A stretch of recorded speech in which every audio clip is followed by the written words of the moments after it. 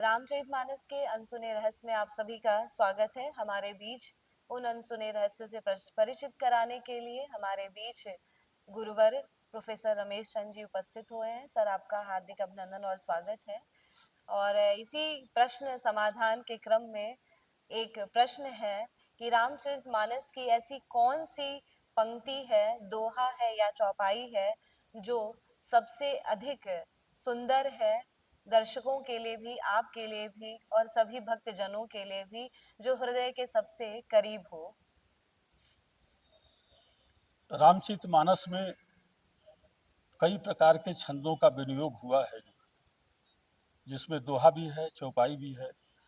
अन्य तमाम प्रकार के जो युद्ध के प्रसंग आए हैं तो उसमें भी छंद परिवर्तन गोस्वामी जी ने किया है। बहुत तरह के छंदों का वहाँ विधान है जो है। ये सवाल जहाँ चौपाइयों की संख्या हजारों में हो, जहाँ दोहे कई सौ हों, दोहे हों सैकड़ों में हों, अन्य छंद जहाँ इतनी बड़ी संख्या में हों, वहाँ ये सवाल बड़ा ही दरअसल में जो है कहीं न कहीं बड़ा अनुत्तरित जैसा लगता है कि कौन सी एक पंक्ति है जो जिस पंक्ति के माध्यम से आप तुलसी के सबसे करीब पाते हैं अपने को। जो है ये सवाल बहुत कम लोगों के द्वारा बहुत कम समय पर पूछा गया है और आज हमारा सौभाग्य यह है कि आपने ये प्रश्न किया।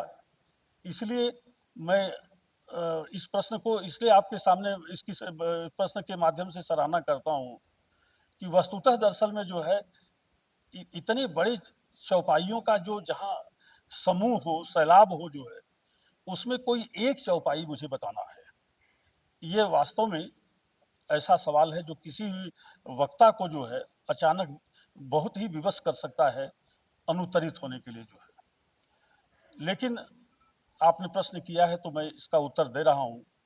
यद्यपि यह अभिप्राय जरूरी नहीं है कि यह सार्वजनिक अभिप्राय हो, यह मेरा व्यक्तिगत मत है जो है। क्योंकि एक चौपाई रामचरितमानस की कोई हो और उस पर सबकी मोहर लगी हो, यह संभव नहीं है जो है। क्योंकि अलग लोगों की पसंद अलग अलग होगी। कोई भरत चरित्र को पसंद करता होगा, कोई हनुमत चरित्र को पसंद करता होगा तो उस चरित्र की चौपाई उसे अच्छी लगेगी। कोई नाम वंदना को महत्व देता होगा जो है। जब ये तो भक्त और भगवान के बीच में दरअसल में जो है संबंध कैसे स्थापित हो सकता है, इसके लिए तमाम प्रकार के दरअसल में हमारे यहाँ भक्ति शास्त्र में तमाम प्रकार की प्रणालियां बताई गई हैं, तमाम तरह के रिश्ते बताए गए हैं। लेकिन सबसे करीब मैं पाता हूँ जिसको कबीर साहब ने कभी कहा था कि करगहि केस करे जो घाता, तउन तउन हेत उतारे माता।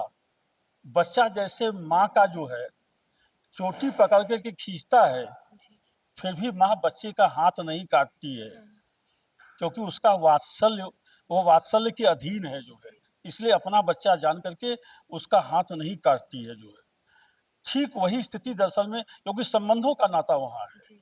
तो हम आप चाहे लाख प्रयास करें जो है, लेकिन असली जरूरी यह है कि हम ईश्वर से कौन सा संबंध स्थापित करते हैं और कितना प्रगाढ़ करते हैं।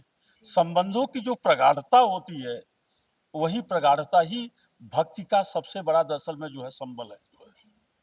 तो रामकृष्ण परमहंस देव कहा करते थे कि भक्त और भगवान के रिश्ते दो प्रकार से होते हैं।